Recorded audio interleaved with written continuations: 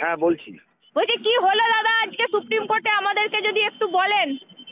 আজকে আমাদের মূলত সাবমিশন ছিল আমাদের তরফ থেকে, আমাদের সিনিয়র বিকাশ রঞ্জন ভট্টাচার্য মূলত পুরো ফ্যাকচুয়াল অ্যাসপেক্টে কোর্টকে যেগুলো যেগুলো আছে তার সাবমিশনস করেছেন, এবং উনি মেনলি প্রেয়ার করেছেন যে যাতে করে পুরো প্যানেলটা ক্যান্সেল করে নিউ সিলেকশন প্রসেস হয়।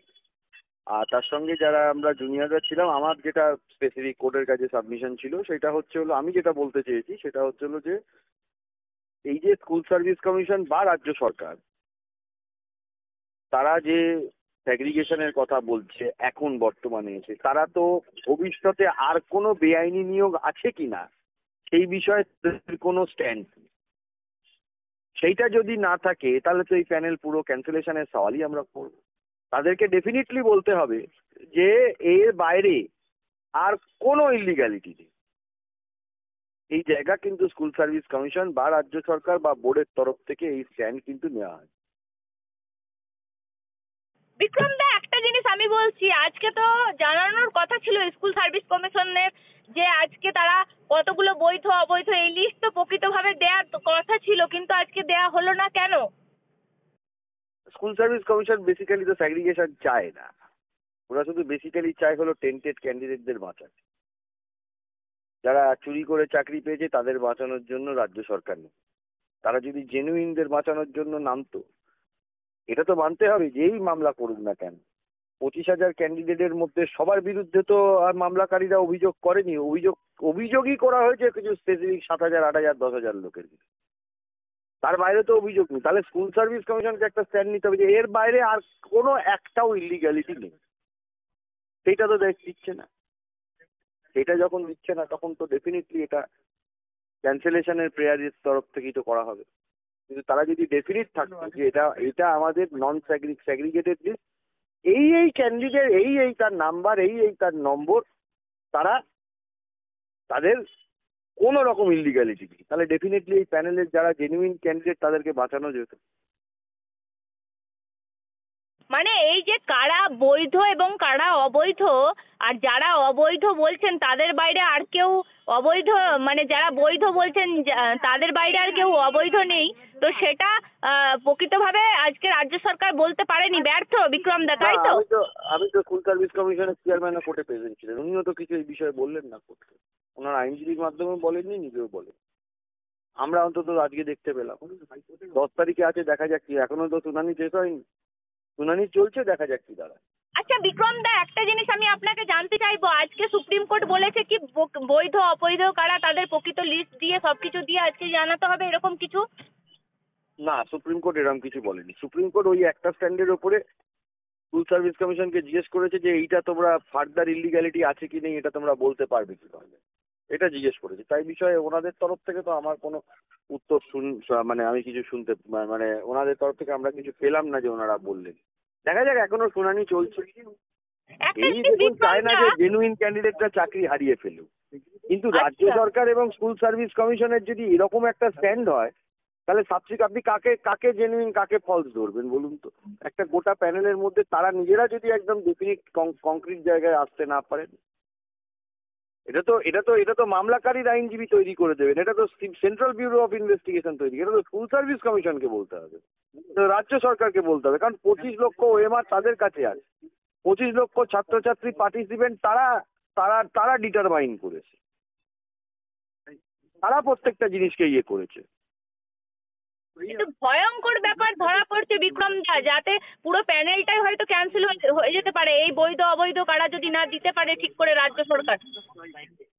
ঠিকই ঠিকই, যদি না দিতে পারে, ওরা দায়িত্ব নিয়ে রেখেছে, যারা আজীবন চেষ্টা করে গেছে টেন্টেডদের বাঁচাতে হবে। বেআইনি চাকরি বাঁচানোর জন্য উঠে পড়ে তো রাজ্য সরকারই নেই।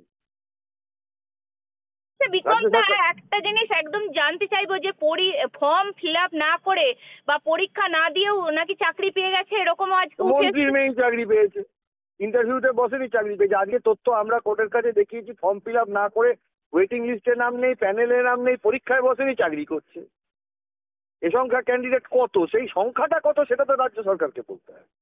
আমরা যদি 50টা দেখাই, রাজ্য সরকার বলেছে হ্যাঁ এই 50টা বেআইনিভাবে পেয়েছে, তার বাইরে আর কত আছে শুধু আমরা দেখিয়ে যাব, আর রাজ্য সরকার কিছু দেখাতে পারবে না। এটা কি করে হয়? তারা পরীক্ষা নিয়েছে, এর পেছনে বড় মাথার হাত আছে, আমরা অলরেডি দেখেছি। এবং এর পেছনে এটা ইনস্টিটিউশনাল ফ্রড।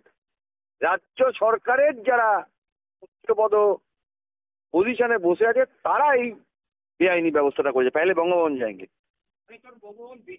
হ্যালো, আর একটা জিনিস বলছি বিক্রম দা, বলছি বড় মাথা মানে আমি বলছি এই অবৈধদেরকে বাঁচাতে কি আপনি বলছেন গোটা সিস্টেম নেমে পড়েছে, গোটা শিক্ষা ব্যবস্থা, মানে এই মুহূর্তে যারা আছে। আজীবন তো আমরা তাই দেখে এসেছি। নাহলে তো এটা তো প্রথম দিনই বলে দিত যে এতগুলো ঠিক এতগুলো ভুল। হাইকোর্টে কোনো জায়গাতে অন রেকর্ড এটা বলা নেই।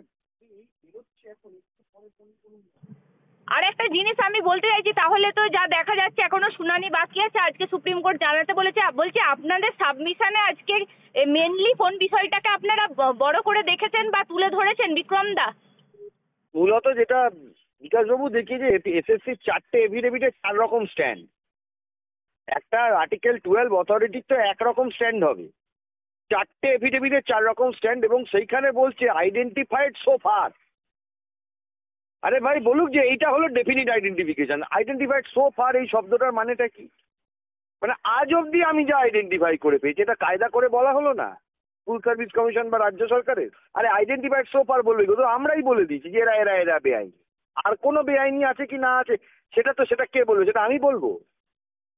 সেটা সিবিআই বলবে? সেটা কোর্ট বলে দেবে? সেটা তো স্কুল সার্ভিস কমিশন আর রাজ্য সরকারকে বলতে হবে। কে বলবে? আমি বলছি এই রাজ্য সরকারের এই দায় আবার আপনাদের ঘাড়ে চাপবে না তো? আপনাদের সাবমিশনে বা আজকে আপনারা বারবার করে বৈধদেরও বাদ দেওয়ার চেষ্টা করছেন, এই যে সমস্ত এখন কথা উঠছে, এই যে পুরো প্যানেল ক্যান্সেলের প্রশ্ন আসছে। না, বৈধদের বাদ দেওয়ার চেষ্টা আমরা কোনোভাবেই করছি না। আমরা বলছি যারা যারা বেআইনি তাদের বাদ দাও। বেআইনি যাদের আজ অব্দি আইডেন্টিফিকেশন হয়েছে, আমরা শুধু এইটুকু বলছি যে আর কোনো বেআইনি নেই তো। এটুকু বলার অধিকার কারোর আছে কি নেই? যদি সেটা না বলে দেয় ম্যাটার ওখানেই এন্ড হয়ে যাবে। সেটা না বলছে না কেন? টোটাল আজকে একটা জিনিস বিক্রম দা, কতজনের চাকরি, কতজন অবৈধ রাজ্য সরকার লিস্ট দিয়েছে, কতজনের টোটাল নাম?